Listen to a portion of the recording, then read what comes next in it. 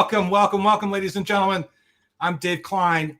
This is the first Simulate Cybersecurity podcast. I am so excited to be here. I am the director and cyber evangelist for Simulate. And today, a very important topic, essential purple team management.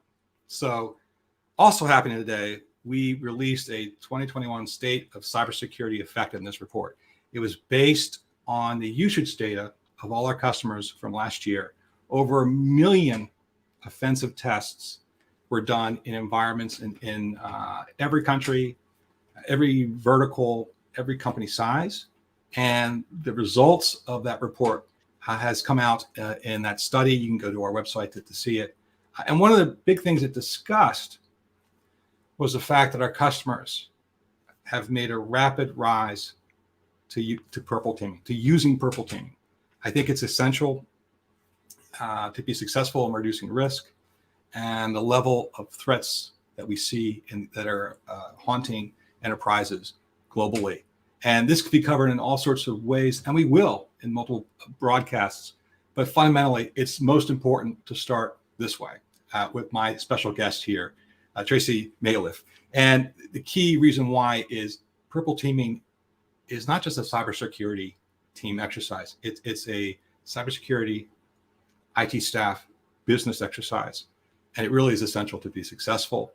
And if you are a cybersecurity practitioner, or if you're another IT specialty, or even a non-technical business leadership, you can get something out of this podcast today, because I think it's really kind of critical to understand. So Tracy Maliff, also known as InfoSec Sherpa, is a security research with Krebs Stamos Group. She previously held a role of information security analyst at the New York Times Company and a cyber analyst for GlaxoSmithKline. Prior to joining the information security field, she worked as a librarian in academic, corporate, and legal law firms. She's a winner of the Dow Jones Innovate Award, Walter Kluwer's Law and Business Innovations and Law Librarianship Award. As a cybersecurity expert, she won the ISSA Women in Security Leadership Award. Tribe of Hackers, Cybersecurity Advice and Tribe of Hackers is a book that she appears in. She has which I follow, a daily information security and data privacy newsletter, which you must follow. And she has on her site a great open source intelligence research blog at infosecsherpa.medium.com. You must follow that. And most importantly, I'm going to pop something up here. She's a native Philadelphian. So for those of you who are in Philadelphia, this is gritty. You see the little love sign. This is awesome. So Tracy, how are you? I'm fantastic. Thank you so much for having me. And it's a thrill to be on the first episode of this. Awesome. So I thought we would start, if purple teaming is the solution, there's been a lot of audits and cyber testing done in IT environments for decades. What were some of the problems with the legacy ways of doing things? Well, one of the biggest problems I encountered, again, being new to the industry, that I feel like I really picked up on this quickly, is there's way too much reliance on that experiential knowledge, or you might also know it as institutional knowledge or enterprise knowledge. Basically, nothing was written down, no playbooks. While stories handed down from the generations can be delightful and endearing, not so much in a IT and security environment. No. It's one thing for your pop-up to tell you stories about the old days in living in Southwest Philadelphia, but yeah, when you're trying to figure out how a system works, how a network works, why do we do things this way, why don't we do things another way, that needs to be documented. And when you rely too much on storytelling and handing down of knowledge, that can really impede progress and can cause a lot of liabilities, to be honest. Agreed. I think so. And there's been many times I've been working on engagements, and I remember seeing servers in the corner. That's Jim servers. We don't know anything about that, or we don't touch that application. Why don't we? Because it breaks when we touch it. And that's kind of a problem. Another thing too, I think, when I think about legacy ways of testing, red teaming and audits, a lot of time it seemed to be the security team kind of coming up with a bunch of terrible facts of what's going on, and sitting across the desk and going like, here, look at all the things we found. Here you go. Right. And it almost seemed kind of negative. Oh, absolutely. I definitely noticed Now, again, I have these observations because I'm newer in the industry, and I came from library science and the library world, where the consumer, customer, patron, end user, whatever you want to call them, they were the focus. They were the key. So I have a very different way of looking at this than I think most, uh, or majority of IT and security people do. So I think a lot of people relish, and I think this is going away, but kind of relish the role of security as maybe a gatekeeper, or maybe Eric Cartman, when the cartoon character, when he dresses up as a cop and says "respect my authority." Respect my Like, authority. Yes. yeah, like I feel like that's the role that a lot of security teams like to take on. But that's really not what we should be doing. I have a talk that I created because of what I saw going on. I called it Empathy as a Service to Create a Culture of Security. And you really need to work with people. I had a true experience happen to me in a past job where the security team met with uh, another department. I believe they were engineering or developers. I don't remember now exactly, but the point of the meeting is that they had a new software that they Yeah. wanted to use, and they asked us to vet it. And I realized in the meeting that we were coming off very stern and stonewalling them. And you know how I realized this? Because the engineering manager we were meeting with stopped the meeting and said, "Why do I feel like I'm being punished because Yes. I asked security to Yes. look at this product?" And that was like a gut punch and a wake up call. And I did my best I wasn't even leading the meeting, but I did my best to try to turn it around. I just acknowledged it. You know what? You're right. You're right. We're not treating you with respect. We're not treating you with the courtesy that you deserve for bringing this to us. And in the end, turned it around. And the blockade that was prohibiting this person from having a more secure option was money.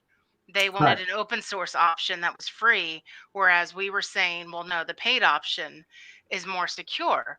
So it wasn't really part of security's job, but I made sure that there were people engaged to help make the money happen, to prove our case of, look, security wise, they need money for this. And sometimes you need to do that. And some security folks may say, well, that's out of scope. Well, no, because if they still go with the open source less secure option, that's in scope. you know it- Right. Right. so Right. that's why I don't want people to think so siloed and regimented that, oh, that doesn't touch security. Everything touches security, but it's how you deal with it. It is depends on how people react to it and how willing they are to work with you. So as we say here in Philadelphia, a lot of people need an attitude adjustment because They do. And, really do. they do. And in some ways, what we're talking about, and the word we had used in the prep for this call, we used the word tribal knowledge. Mhm. And in some ways that comes into play because it seems to be the security people are their own group, the IT staff are their own group, the DevOps people are their own group, right? The people who run these servers or these apps are another one. And then there's the business people. And that part of really what we're doing here, when we talk about empathy, is the concept of, in order for us to be successful today in business, in order to be successful in doing an application and doing version 2.0 of that application, or launching 1,000 web services for something you're doing, or being a security person and saying we are more secure, it really requires us to view ourselves as one tribe in a way, right? It's the idea of that knowledge, can't be in someone's head. It has to be on paper, it has to be in the documenting systems. But more importantly, it really is sitting down as one team and really learning about the other responsibilities. So the security person is like you talked about open source, right? And so it's like, well, we're using open source because in order to get this project done, they have X amount of dollars to get it done. How can we do it securely, right? So instead of becoming the Dr. No of double, hello James Bond, I'm Dr. No, you become the enabler, the person who sits with the other ones, and then really truly understands what the joint goals are, right? Oh, absolutely. And there's a famous African proverb that says, I'm going to paraphrase, that if you want to go quickly, you go alone, but if you want to go far, you go together. And that's the attitude that I wish more folks adopted of we're all in this together. All of our systems integrate with each other. And yes, it's a great idea to understand even what these other departments do.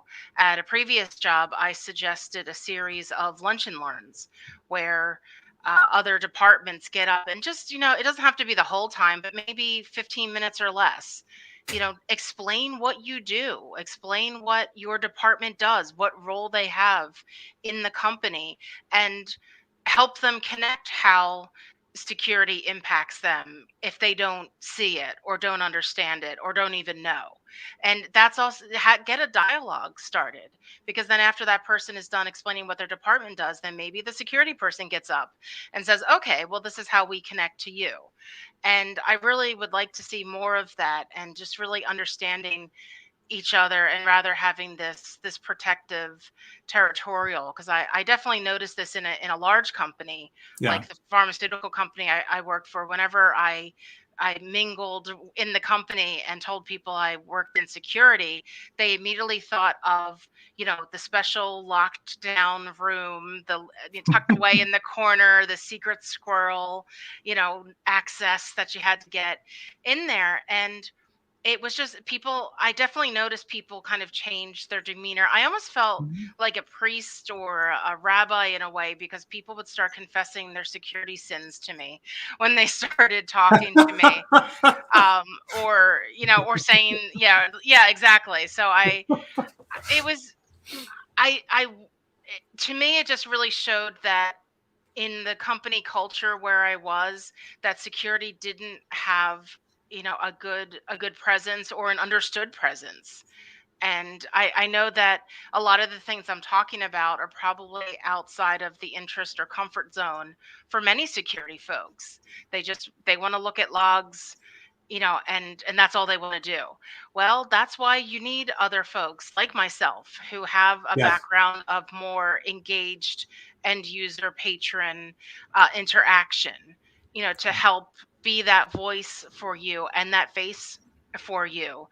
So that's why I strongly encourage employers to take chances on people like myself. I have a master's degree in library and information science. I have so many skills to offer information security, but have you thought about other liberal arts majors or other people One. who, yeah, I Yeah. mean, people can. My major was psychology. Oh, okay, excellent. See, like, people can learn the tech, Yeah. but it's really hard to teach someone interpersonal skills, empathy skills, understanding a consumer or an end user or patron skills. So why not complement your team? And this falls into the theme of purple teaming. Because to me, purple teaming is just taking people from different backgrounds and different knowledge sets and bringing them together to work as whole. That's what Correct. that's what purple Yeah. means to me. And that's why I want people to be more open-minded about, taking a chance on folks that, teach them what they need to learn, and then utilize the skill set to your advantage.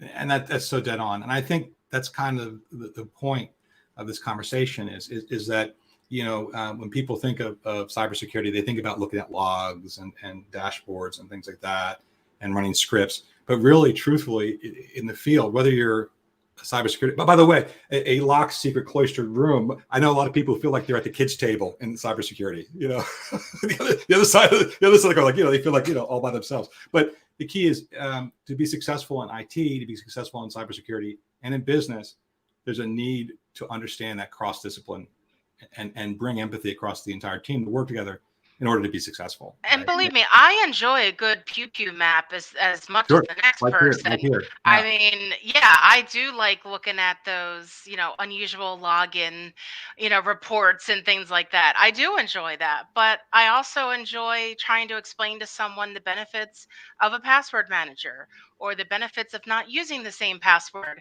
across every login. Um, so it's a balance. And again, that's not for everyone, but that's what purple teaming is all about. It's bringing everyone's strengths together to work as a whole. It's the super friends. It's the You super know, friends. I it's like the that super idea. friends. Yeah, it's the super friends. It's the super friends. Yeah. I also think, and going to this is, I think what's important is, let's go back to that example you talked about, open source code. They're using open source code because it's inexpensive. The project has $5 million associated with it, right? Mm-hmm. And again, folks out there, you might be at a company, you say, I've never seen 5 million. But the point is, whatever these five fingers mean to you, is 500,000, is it 50,000, whatever it means to you, it's irrelevant. But the point is, when you get together in the joint team and you sit there and you say, okay, let's test this new application with this open source code. Let's use one rev back that is vulnerable. Okay, what does that cause? That causes issues. All right, so we have to keep it up to date. So what is the cost of keeping that up to date before we push out new values when we push out new servers and stuff like that, or if it's already out in the field, how to keep it up to date? Okay, that costs this much money. Okay, we could do that. But there are situations when you take that non-adversarial approach, when you're working together and you're doing testing, you're coming up with ways to be secure but be successful, that you may go back to management and say, listen, Brad over in the cybersecurity side of the house and Anna on the applications development team have gotten together, and no matter what they did, we can't afford the off the shelf product that costs this much money, this many, but the open source costs this money. But to secure this, we need to have some additional investment. And the point is, it's still less than the one that's off the shelf. The point is, instead of being a conflict model, it becomes, hey, business person, you want this out tomorrow or next week? We can do that. But your initial one hand of funds is not going to make it. We need a little bit more. And so for me, the real success here, one of the success stories is it sets a value for cybersecurity and your IT spend in a way that they can understand. Exactly. And another issue around spend that I want to mention that's very important is if someone tells you off the bat, well, we can't afford that, to the best of your ability, try to calculate the cost of consequences. What is it that you're protecting, or what is it that you need to keep secure, and what's the cost of that if that is broken? What are your lawyer's fees? What's your reputational damage, which might not even be calculable in a monetary figure, but compare that to the cost of a secure product. Yes. I guarantee, I cannot think of an example where just buying a secure product or having secure practices is more expensive than the collateral damage. Because reputational damage, that's very hard to come back from. Or, especially if you're a smaller company. I mean, I know some people say, well, Target's doing okay. All right, but what if you're not a Target? What if you're a small to medium-sized business and you just lost a bunch of people's retirement money? That's going to be a little bit harder to come back from. Going back to that Target scenario, their HVAC supplier, which is how they got into attack Target. I mean, I don't know if they're still in business. I mean, there's that kind of stuff too. There are losers to this, and it's huge. And especially when you look at 2021, now that we're in 2022, ransomware, right? It really was so damaging that it forced awareness to that business and boardroom. And therefore, they came back to IT and security going, how do we prevent ourselves from being the next one in the paper? The reputational damage would be too much. And I think if we say, I know it's a very dark subject, but if we think about it in some ways, the stakes are so high today that it almost forces this purple teaming, this kind of multidisciplinary group get together and figure out how to do things. Definitely. And I definitely wanted to mention too another tip, because I know that a lot of this isn't necessarily technical skills.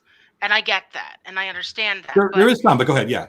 There are some, no, but I'm just saying that, but kind of the approach to this. So the other tip that I want to give for people who want to get more engaged with purple teaming is be mindful of things like brain types. And if you look online, there's Michael Cooper has a fantastic breakdown of different brain types, meaning how does a C-suite person ingest information versus an accountant or something like that. You need to be mindful of the audience to whom you're speaking, and you need to tailor your message to them. The message is for them. It's not for you. You know what you're talking about. So it's, you need to be able to be adaptable. And again, if you're not the person for that, seek out someone who is, Right, right, because you need to communicate these risks and these solutions to someone in a way that they understand. So if you look into things like Michael Cooper's brain types, you understand how to maybe front load the financials, say, give a dollar amount first and then explain why if you're talking to group X. If you know that group Y wants more, reasoning behind it, then start with the reasoning and then end with the dollar figure.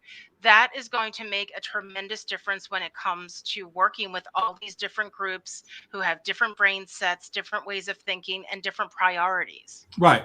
And if we do one real quickly, and we think about three types, we think about a cybersecurity person, an IT person, either a DevOps, an application, a project, and we think about a business person. I think that the concept is the cybersecurity person wants to know you're secure. The IT person is, I have this budget, this resources to do this project, and I have these deadlines, right? Mm-hmm. And so, in essence, the security person is going to be like, I can help you be more secure and still make your deadlines and still use the open source project you had. And if you need more money, I can help you get it by showing the visibility into the risk. Right? And then when you talk to that business person, it's the concept of this is the risk you're incurring. You got to listen to the security and app people. They need the additional money to secure it or do whatever that's necessary to do in the way they want to and still meet your deadlines and be successful and things like that. I think that's what it's kind of like.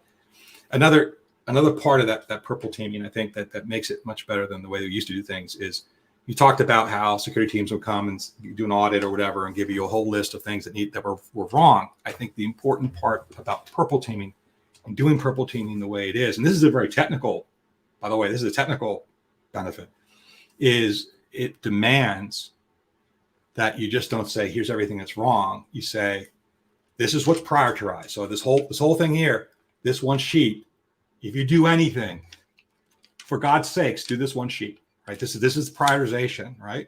And then on top of it, it also requires them to say, hey, by doing this one sheet, I mean, tune the EDR. Let's have a better web gateway. Let's the firewall rule set is crazy. Let's go through an audit and shrink that down to what's necessary. But also it means we need additional segmentation. It actually is being prescriptive about what you want to change. Oh, exactly. Yeah, I like writing, to call and writing too. Yeah, I like to call this show don't tell. 'Cause, Yes. you've heard of show and tell. I like to use the phrase show or don't tell, or show, do more than just tell. And the more lower level, less technical example I give for this is, I think a lot of cybersecurity folks like to say, well, oh, I told someone to use a password manager. My job here's done. No, you just you didn't do anything there. You probably just confused and scared them even more. So, keep in mind, so the showing can look different depending on the situation, but like you just described, that could be a more succinct breakdown of what needs to be audited, what needs to be looked at. Just don't say go fix the gateway. No, Right. what exactly? What You exactly need do you to need be to do? specific. Yeah, because again, you're not there to drop a mic and walk off stage. You're there to help. You're there with the sandbag. So I'm all over the place with my analogies today. But It's good analogies. I love it. I I love it. mean, the flood's rising. We're all pitching in. We're all, here's my sandbag motion. You need to think of yourselves that way. So I was serious. People need an attitude adjustment. You need Yeah. to know you're not sitting on this high throne saying, yes, you are secure. No, you are not secure. You need to be down on the ground and helping with this, because people may not understand what you mean. Because they're in tech, they don't necessarily understand or appreciate security. It's a true story. One of the first tech conferences I ever went to, when I decided to make my career change, was a WordPress event that was here in Philadelphia. It was December of 2015. And my first culture shock was how many guys were there, because I come from the library science world that was about 85% women. So, first of all, I'm looking around the convention center going, there are a lot of dudes here. Um, so, I went to the one session on the agenda that had to deal with security. and it was maybe 20 minutes long, if that. And it was just some guy up there literally just repeating himself over and over again, just this one phrase about care about security or something like that. It was just a very lame session. So I leaned over to the guy next to me and I said, um, why is he pleading with people to care about security? Because I was very perplexed because it really was. It was like this pleading. It was like almost like a religious service of like, I beg you, please. And the developer next to me said, well, that's because people don't give a blank about security. And for some folks who were doing a career change like I was, knowing that you wanted to get into infosec, that may have scared some of them away. But I saw that as an enlightening moment, because then I thought, oh, this is what I'm up against. Yeah. Yeah. Oh, okay. This was a teachable moment. So I think that more security folks need to kind of peek into other worlds like that to really understand what the common knowledge is, or common perceptions of security are. Because I think we kind of work in a bubble or a silo where we think, of course, everybody's all interested and excited about security, or they dread it because they think we're fire breathing dragons. So Right. yeah, I really think that, like I said, I just can't stress enough, this purple teaming is I think a lot of people think that purple teaming is just, oh, okay, the red team and the blue team's going to work together. Yes, while technically that equals purple, it's let's call it the color wheel effect. Yes. It's we want all the colors here. We Yes. want everyone, all the hues. The pastels, we want the browns, we want, if you're a winter or a spring, I don't care. We're a color wheel. And I think that maybe that's part of the problem, is the terminology, to be honest. It's true. And I think some people do recoil when they hear purple team. They're like, oh, what's the, this not, it's kind of like Oreos. Every time you go to the supermarket, there's another fakakta Oreo That's flavor. true, actually. That's very true. So yeah, so I think it's kind of like that. Like, we have so many new buzzwords all the time that people are kind of tired of them. So, honestly, think of it however you want inside your brain. Just know that we need to work together. Everyone has different strengths, different perceptions, different points of view, and we need to bring them all together in order to have better security. Agreed. Agreed. And also the idea, when you work together on one team, you talk about tribalism and tribes, and you break down the tribes to be one tribe, because then no one's defensive, because you're working together, and you can sit there in the conversation as you test something and discuss least privilege, discuss multi-factor authentication. Like, hey, Tracy, how will we incorporate this app? Or how can we, I see in the script we're using root or admin rights in the script itself. Yeah. The plain text passwords. Yeah. How can we change that? Well, we could do a token. Oh, token. Okay, put a token in there. Use a service account.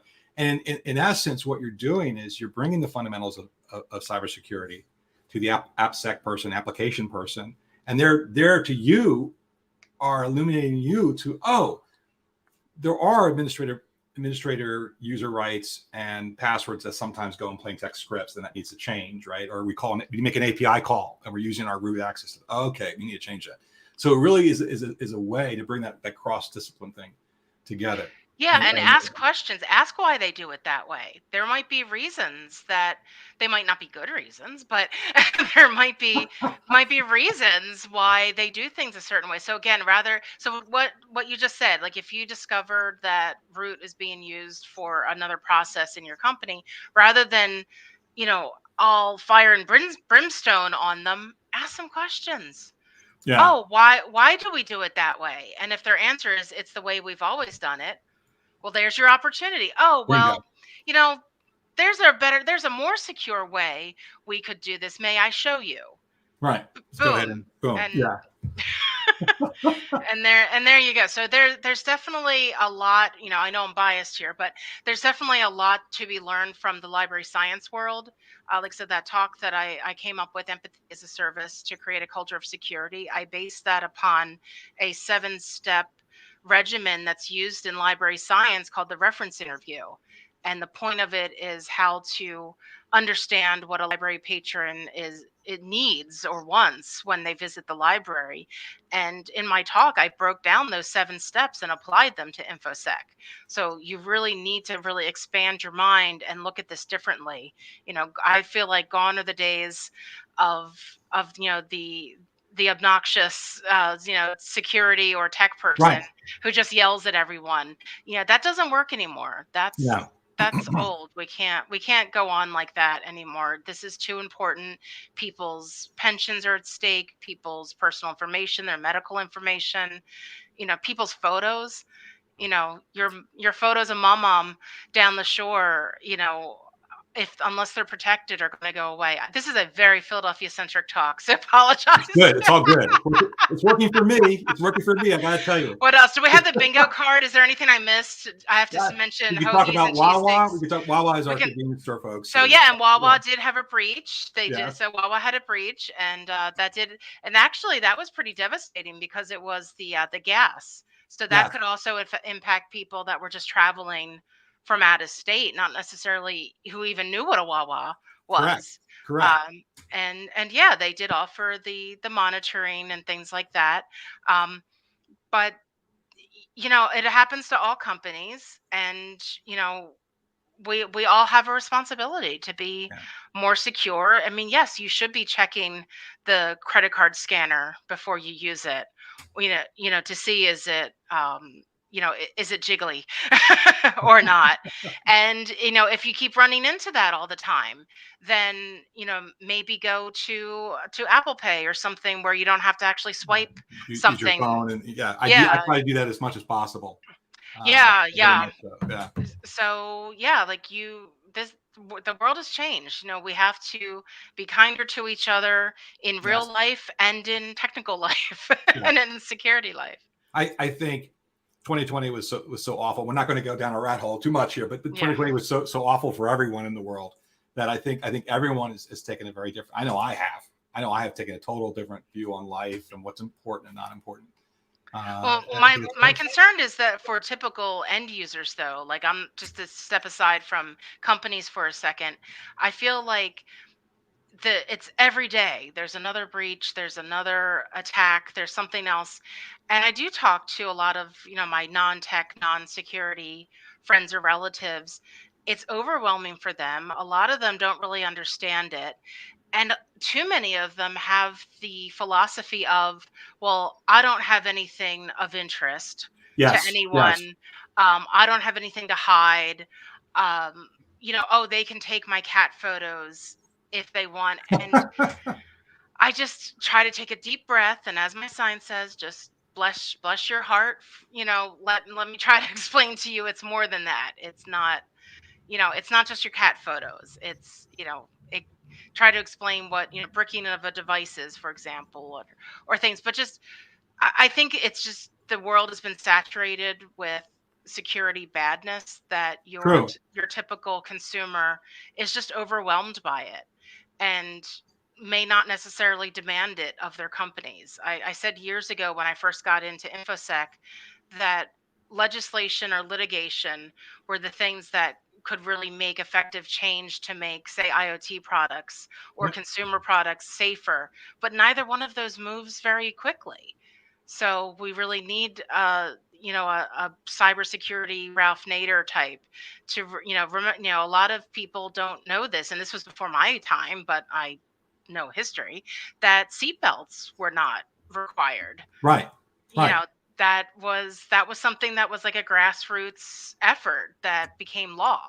So I really encourage folks to kind of take up more of a grassroots effect for cybersecurity, because I think that ultimately is going to be more effective and quicker than legislation or litigation. And by the way, I do think that these purple teaming exercises take it out of the emotional, like we can't do anything, like learned helplessness or not me, right? So you have the learned helplessness.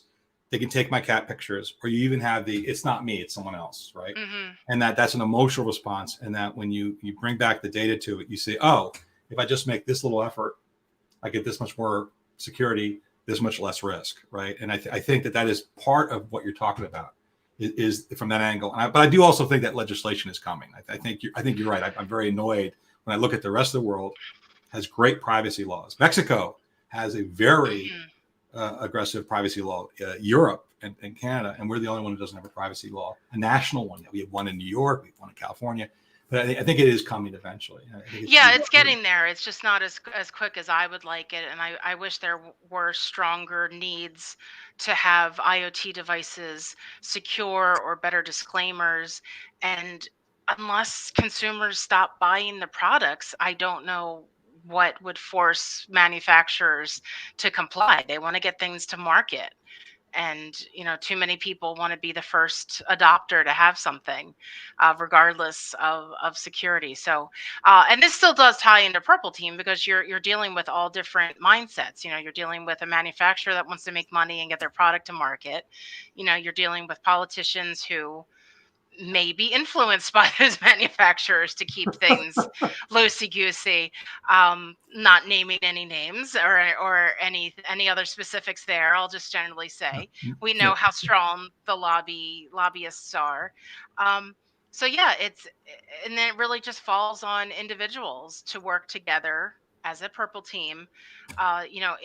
In your real life with your sister who doesn't quite understand why posting so much personal information is bad, or to the developers or engineering managers in your company who may not understand, why the only solution cost $1 million when I could just download this for free and use this. So it's not that they're, and it's not that they're inferior. It's not that they're stupid. One of the things I absolutely loathe is when I hear people say, stupid users.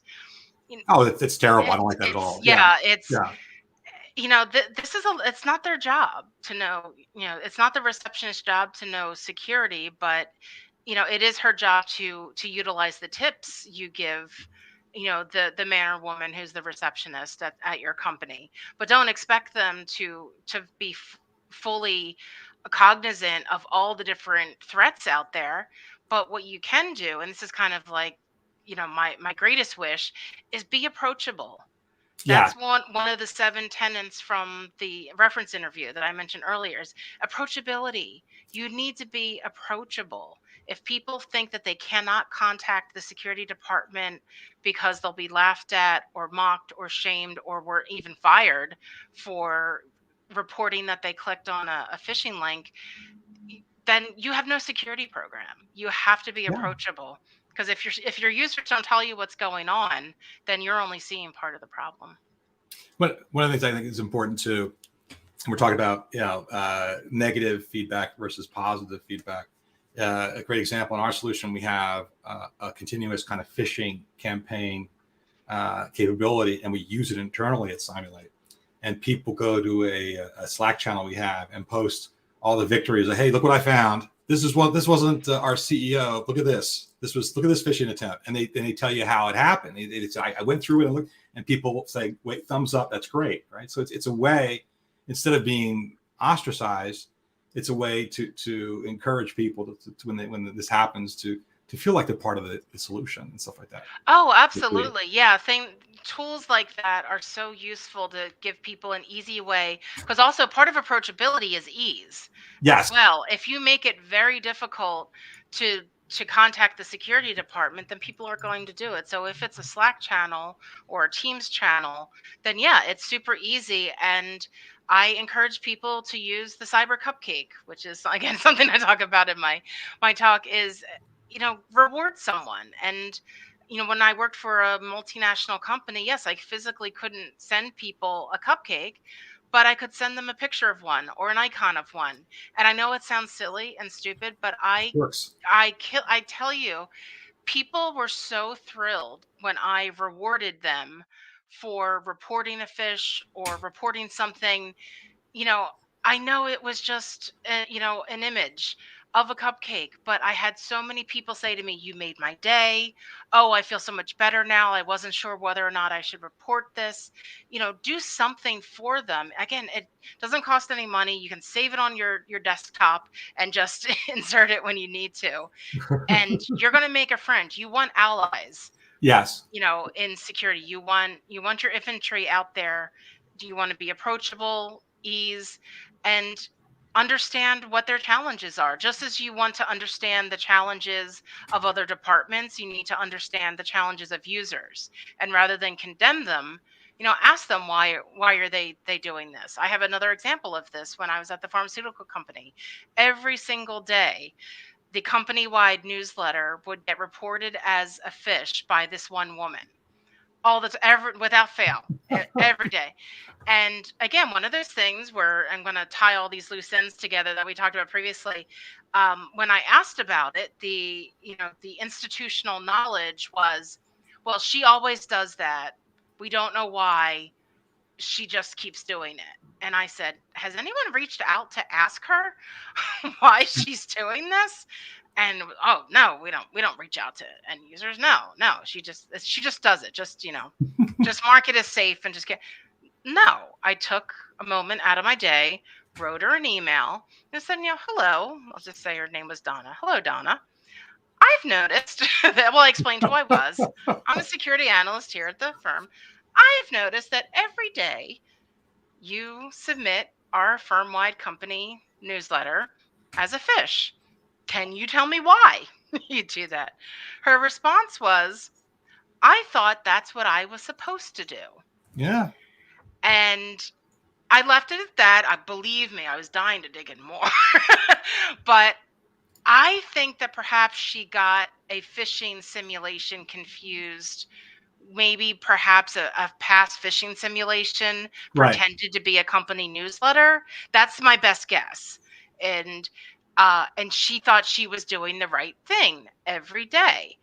And so when I explained to her that that wasn't the case, she then said, well, I don't want to see that newsletter then.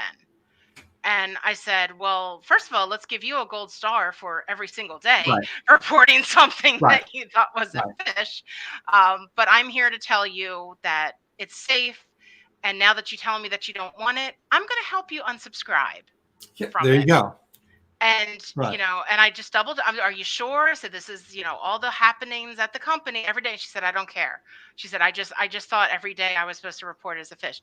Okay, great work. I'll unsubscribe you. Done. And we didn't hear from her again, only when she had actual things. And it didn't take that much time. Correct. And because how much more work was that on everyone in the SOC to keep looking at this email every day?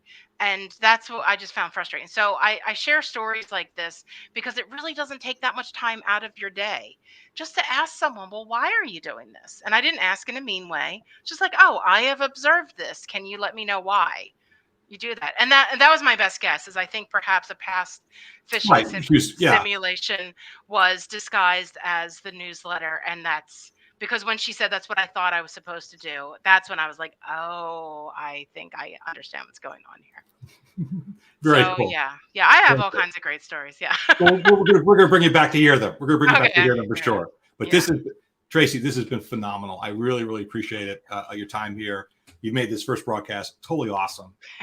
We'll definitely have you back. You can follow Tracy on her. Why don't you talk about your Medium site and your information? Oh, sure. Yeah. So I can be reached on Twitter at InfoSec Sherpa.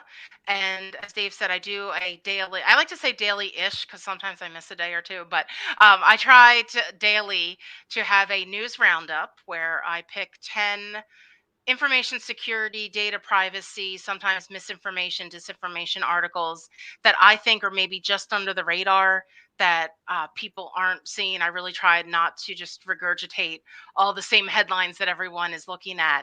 I try to do that daily. And then I also have specialty newsletters. I have one for transportation, cybersecurity issues. I have one for Africa. I have one for the Caribbean. What else do I have? Oh, I'm really impressed by that, by the way. And you've won awards in different regions for doing things like that, which is really kind of cool. Oh, have I won an award in a different region? I thought Africa. I thought you had gotten a cybersecurity award in Africa. Not an award, but I am very active with the InfoSec community Yeah. there. Oh well, I hope that there's an award waiting for me in the mail that I don't know about. I will go back and see what I was seeing. If Okay, yeah. You might have been appearing on another show or something like that. Yeah, I was gonna say I have spoken at a lot of conferences in Africa, but and the latest one I just started is a cryptocurrency security slash litigation slash legislation. I know it's a mouthful.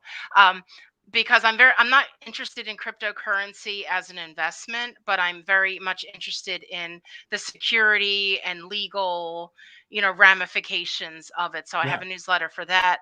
So that's all at infosexsherpa.medium.com.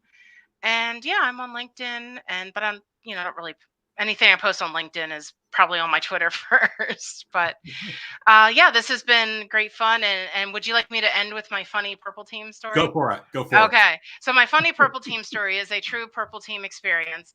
I was on a Purple Team engagement. We were doing some drills, and this was while I was at the pharmaceutical company. And, there are points of time during a Purple Team drill where there's, nothing going on. People are looking at logs and documentations and things like that. So I was a little bored and decided to entertain myself. And I was alone in the SOC because we were scattered throughout the building doing this exercise, but I was left alone in the SOC. So I decided I was going to sing, but I neglected to check whether or not my headset was on mute. And it was dead silent during the Purple Team event. And I bust out, "Let it go, let it go." And I'm singing "Let It Go" from Frozen. And all of a sudden, I start to see heads pop up and people looking into the camera. And then it dawns on me, and I stop singing. And I said, "I take it I am not on mute." And Awesome. there's you can just hear laughter. And people are like, "No, Tracy, you are not on mute right now." And I heard somebody say, "No, Elsa, you're not." Elsa, right. Yeah, I heard somebody say, "No, Elsa, you're not on mute." And that's the day that my flub became known as a Sherpa derp. That's awesome. That's so awesome. That I messed up. And I actually saw it was the anniversary of it recently because I posted about it on my personal Facebook. And when the memories came up, I was like, "Ah, yes, when I made an idiot out of myself during the Purple Team. Thank you for reminding me, Facebook." So I guess, you know what I was going to say, Davey? I think the most important takeaway from this talk is if you're doing a Purple Team engagement, make sure you're muted before Make sure you're muted.